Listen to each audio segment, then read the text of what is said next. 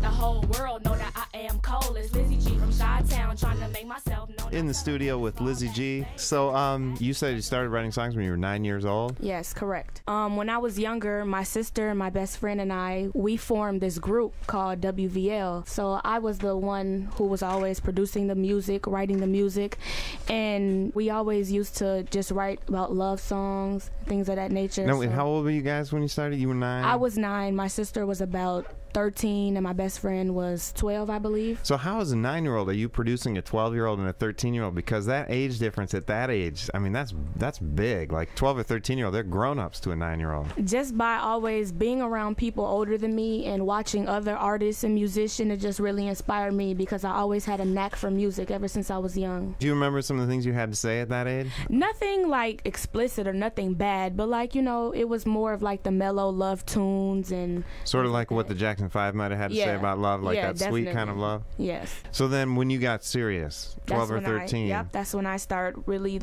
hooking up with some people that was down to help me with my promoting and help me with my music, and that's when I started, you know, actually going to real studio and actually becoming more out with it. You know about me, yeah, I know you know something. All the gossiping around, you better tell me and stop fronting. It's so weird how people wanna talk about me when you can't even say nothing bad about me. The first person who like really helped me with this was one of my friends named Gregory Petit. He actually has his own studio, and I actually recorded my first song at his studio. What was the tune, do you remember? Yeah, it's actually a soft, mellow, like Destiny's Child type tune. It's called What Happened. Were you writing originals already? Yes, I was. So how's What Happened go? We're singing on it, and we're just talking about like a date we were supposed to go on with a guy, and he never showed up, and we want to know what happened to him that night. Do you remember how you felt after you walked out that morning, having recorded for the first time in like a for real studio? Yeah, I actually didn't like it because I'm not more of the singer type. My sister is. I mainly do the rapping. So like when I heard it, it's like, I don't really like it. I don't think I sounded good. But you said you're mostly the rapper. Yeah. What does that sound like?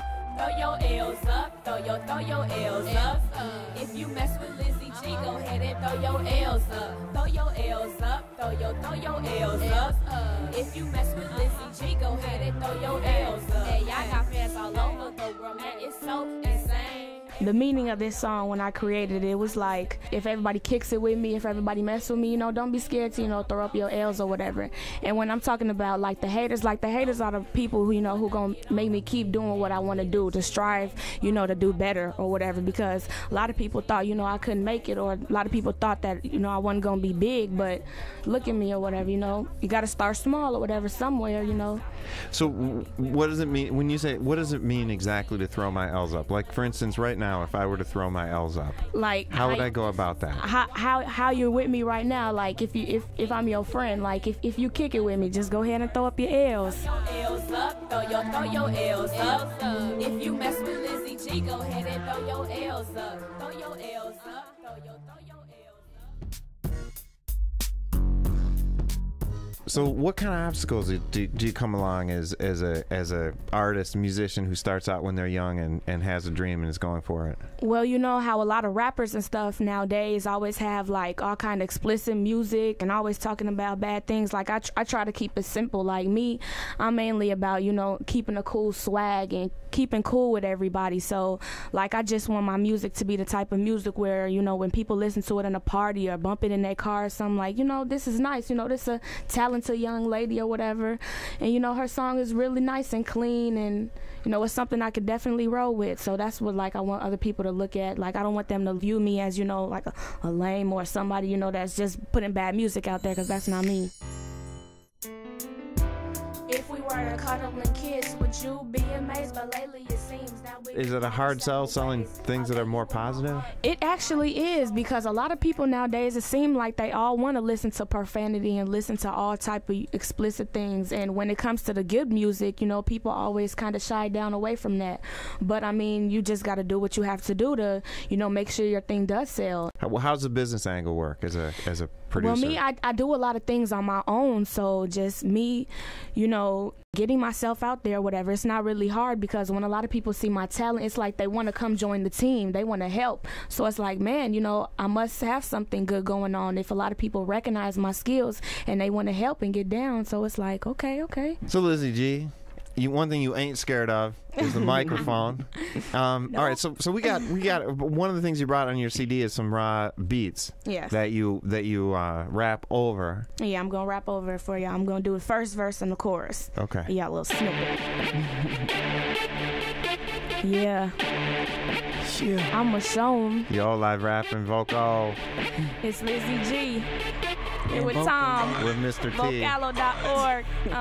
Hey, let me show them how I do it. Lizzie G is the business. Only 18, but your girl is the realest. Known for making money, that's my motto. You know what it is. Getting guap and stacking chips. This is how I live. I love to get down. You know not to mess with the queen, cause I'm the perfect young lady in every man's dreams. You gotta put in work if you really wanna get with me. Leave your drama at the door. Ain't time for none of that, please. Got a boyfriend, but if I did, I'll have 7. One for every day of the week. Been pimping since 11. Got a question, gotta ask you about the rap you did. Said that you got guac. I don't know what it is. Now you gotta answer back and make it rhyme. You said guac? I thought I heard you talking something of guac. I said Guacamole or Guap. something. guac. Talking about my money.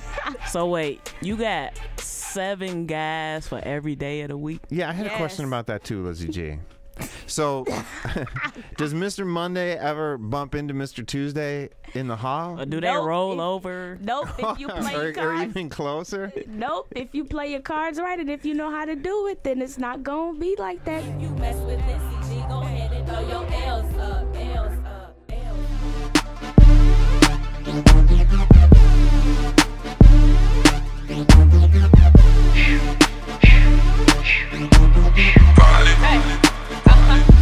Crank that finesse, crank that finesse, crank that finesse, crank that finesse, crank that finesse, crank that finesse, crank that finesse, crank that finesse. Leg in, leg out, we about to do my dance. Rub your head, there you get in your stance.